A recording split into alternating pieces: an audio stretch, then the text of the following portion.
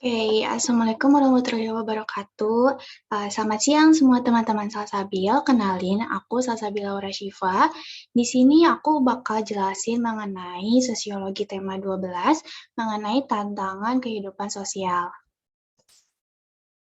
Jadi ini globalisasi. Globalisasi adalah suatu fenomena khusus dalam peradaban manusia yang bergerak terus dalam masyarakat global dan merupakan bagian dari proses manusia global itu.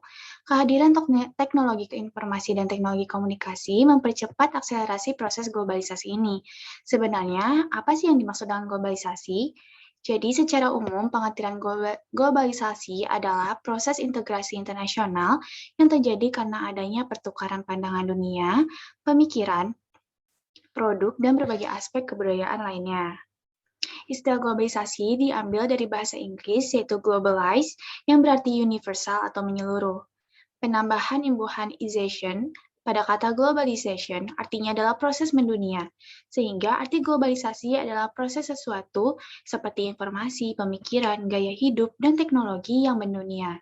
Proses globalisasi dipengaruhi oleh banyak faktor, di antaranya bisa teknologi internet, lalu infrastruktur telekomunikasi dan transformasi, pertukaran pelajar, dan lain-lain.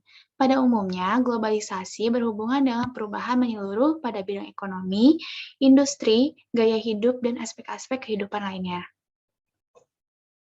Lalu di sini aku bakal jelasin pengertian globalisasi menurut para ahli. Yang pertama, di sini ada dari Anthony Giddens yang mengemukakan bahwa globalisasi adalah intensifikasi hubungan sosial secara mendunia sehingga menghubungkan antara peristiwa di satu lokasi dengan lokasi lainnya. Lalu, menurut Martin Albrow, dia menjelaskan bahwa globalisasi adalah seluruh proses penduduk yang terhubung ke dalam komunitas dunia tunggal, komunitas global dengan lokasi lainnya, serta menyebabkan terjadinya perubahan pada keduanya. Lalu, menurut Sheila Sumarjan, yang menyatakan bahwa globalisasi adalah suatu proses terbentuknya sistem organisasi dan komunikasi antar masyarakat di seluruh dunia untuk mengikuti sistem dan kaidah-kaidah tertentu yang sama.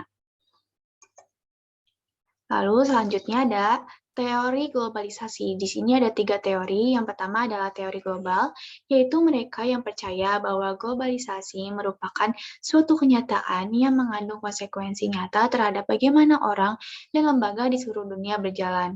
Lalu ada teori tradisional, yaitu mereka yang tidak percaya bahwa globalisasi sedang terjadi dan menganggapnya sebagai mitos dan sesuatu yang dilebih-lebihkan. Lalu juga ada teori transformal, yaitu mereka yang berada di tengah-tengah para globalis dan tradisionalis. Mereka percaya bahwa globalisasi tengah berlangsung, tapi menganggap pengaruh globalisasi terlalu dibesar-besarkan oleh para globalis. Selanjutnya ada faktor terjadi globalisasi. Yang pertama adalah perkembangan teknologi informasi dan komunikasi. Lalu yang kedua ada perkembangan transportasi. Yang ketiga perkembangan bisnis ekonomi. Lalu ada juga kerjasama ekonomi internasional.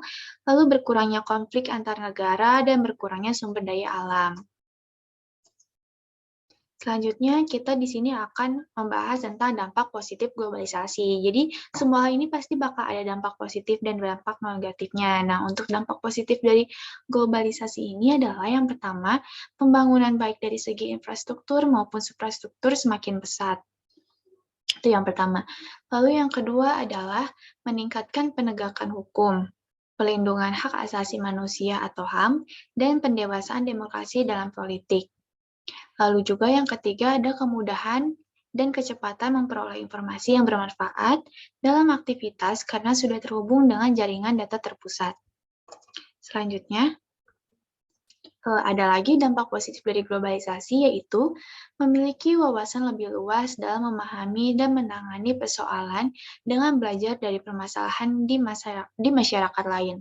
Lalu yang kelima ada meningkatkan budaya disiplin dan etos kerja, sehingga meningkatkan hasil produktivitas dan prestasi kerja. Lalu yang terakhir ada peningkatan hubungan antar negara di sektor ekonomi sehingga terjadi kemudahan dalam bertransaksi secara online, baik dalam negeri maupun mancanegara atau luar negeri atau lebih dari 2 negara seperti itu.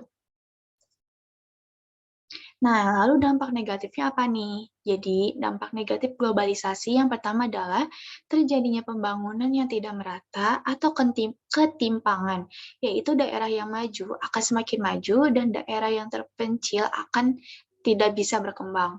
Lalu menimbulkan permasalahan sosial yang mengancam nilai sosial seperti konsumerisme, sekularisme, hedonisme, materialisme, dan sebagainya.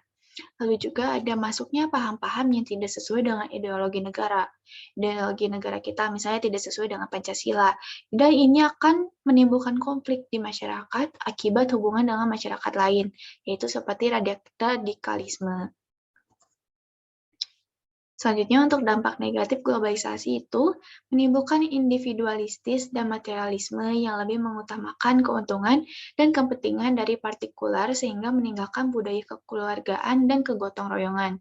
Lalu menimbulkan kesenjangan kepemilikan modal yang mendorong timbulnya kesenjangan sosial ekonomi masyarakat. Hal ini dapat mendorong terjadinya kapitalisme dalam dunia ekonomi dan juga membentuk jaringan global yang merangkul seluruh dunia dan mengarahkannya pada poros kendali negara yang memiliki kekuatan ekonomi raksasa yang menimbulkan ketergantungan negara miskin. Oke, jadi cukup segitu penjelasan dari aku. Semoga materinya bermanfaat. Semangat buat teman-teman Salsabil. Semoga semakin rajin buat belajar. See you next time.